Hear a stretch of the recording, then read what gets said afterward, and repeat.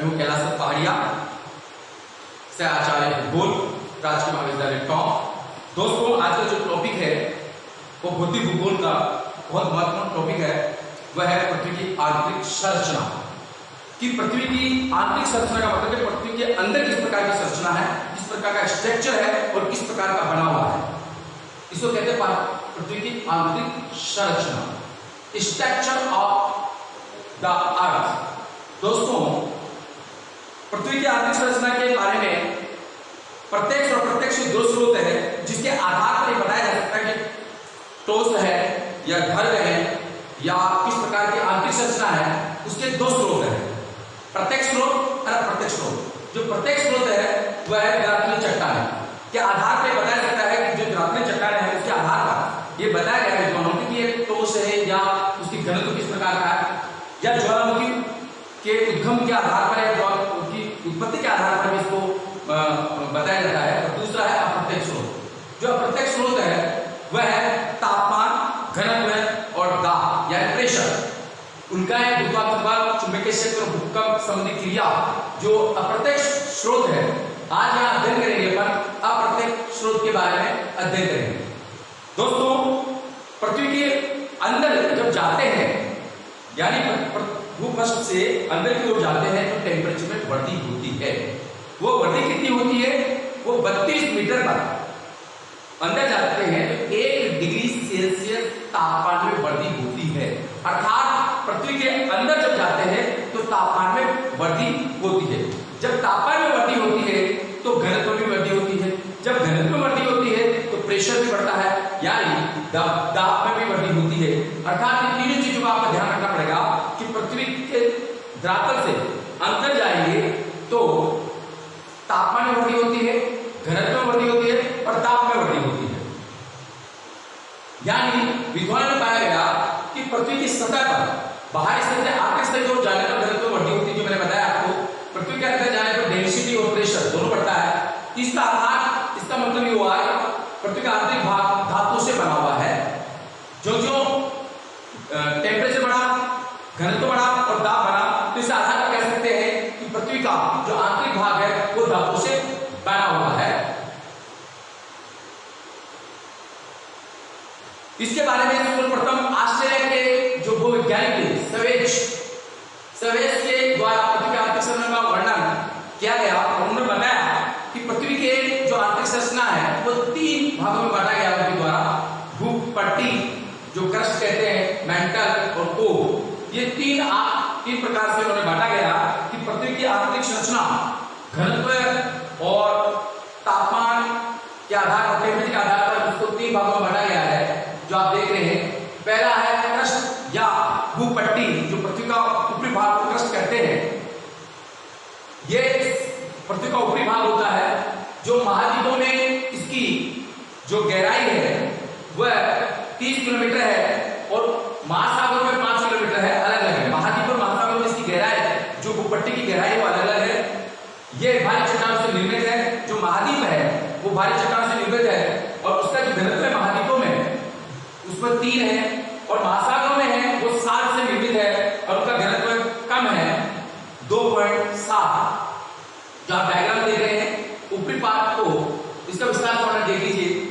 जो क्रस्ट है या भूपट्टी है, क्रस्ट पृथ्वी की जो बताया गया है ये ठोस पृथ्वी का सबसे बाहरी भाग या ऊपरी भाग होता है।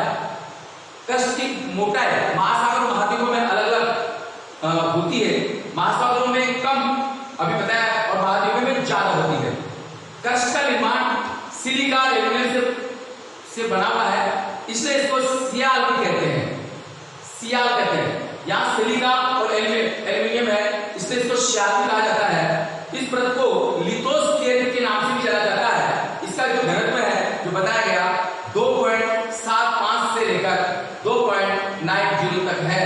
अधिकांश एग्जाम में पूछा जाता है कि क्रस्ट है या भूपट्टी का निर्माण किससे हुआ है, वो सिलिका और एल्यूमिनियम से बना हुआ है और इसको क्या बोलते हैं, लिथोस्फीयर कहते हैं। क्रस्ट को एग्जाम पूछा जाता है कि लिथोस्फीयर वाला कौन सा पार्ट है, तो आप बता सकते हैं लिथोस्फीयर क्रस्ट या भूपट्टी को कहते हैं या इसका घनत्व कितना है। नेक्स्ट है मेंटल। जो क्रस्ट है उसके नीचे पार्ट को भूगर्भ के नीचे भाग को कहते हैं मेंटल।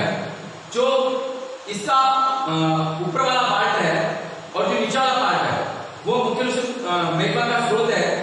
और भूपटल मेंटल के जो बीच का जो गहराई है 10 से 200 किलोमीटर की है और इसका घनत्व है जो क्रस्ट से ज्यादा है 3.4 इसका घनत्व है।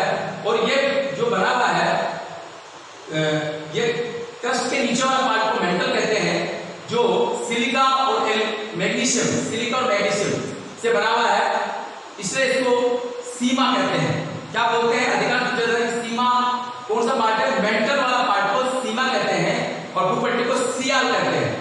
यहाँ सिलिका मैग्नीशियम है, वहां से सिलिका और एल्यूमिनियम था। इस परत को पायोस्फीयर कहते हैं। एग्जाम पूछा जाता है कि कौन सी परत को पायोस्फीयर कहते हैं, तो आप बता सकते हैं पायोस्फीयर मेंटल को कहते हैं। और इसको अधिकांश एग्जाम पूछा जाता है कि वाइट ऑफ द अर्थ किस मंडल को या किस परत को कहते हैं, तो आप बता सकते हैं मेंटल भूपट्टी का वाइट ऑफ द अर्थ भी कहते हैं।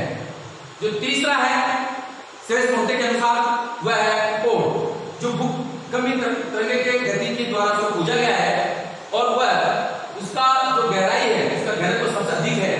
जो गहराई है वो 13 है उसका घनत्व है और इसका निर्माण निप्पे से हुआ है। निप्पे का मतलब निकल और लोहा से हुआ है। जो मेंटल के नीचे वाला पार्ट को कोण कहा जाता है। यह भाग पृथ्वी के निचले मेंटल से पृथ्वी के केंद्र तक है, लास्ट पॉइंट तक है। इसका निर्माण निकल और लोहे से हुआ है और इसको निप्पे कहा जाता है। पृथ्वी के अंदर जाने पर तापमान ज्यादा दाब हो जाता है, इस वजह से पृथ्वी का जो कोण है, जो पृथ्वी का क्रोड है या वो ठोस अवस्था में पाया जाता है। और इस परत को बेरिस्फीयर भी कहा जाता है। एग्जाम पूछा जाता है कि बेरिस्फीयर किस पार्ट को कहते हैं, कोण को कहते हैं आप, और इसका घनत्व पूछा जाता है वो 11 से 13 तक है। दोस्तों ये जो 3 स्वेज मॉडल बताया गया उसके आधार पर बताया गया, मगर भूकंपीय तरंगे के आधार पर इसकी जानकारी या मिलती है कि पृथ्वी की आंतरिक सतह किस प्रकार की है। तो जहां से भूकंप आपने पढ़ा होगा तो भूकंप का मतलब भूकंप पृथ्वी के जो धरातल पर कंपन होना, यानी जहां से पृथ्वी के अंदर से जो कंपन होता है सर्वप्रथम उसको अवकेंद्र कहते हैं और धरातल में जो महसूस किया जाता है उसको अधिकेंद्र कहते हैं।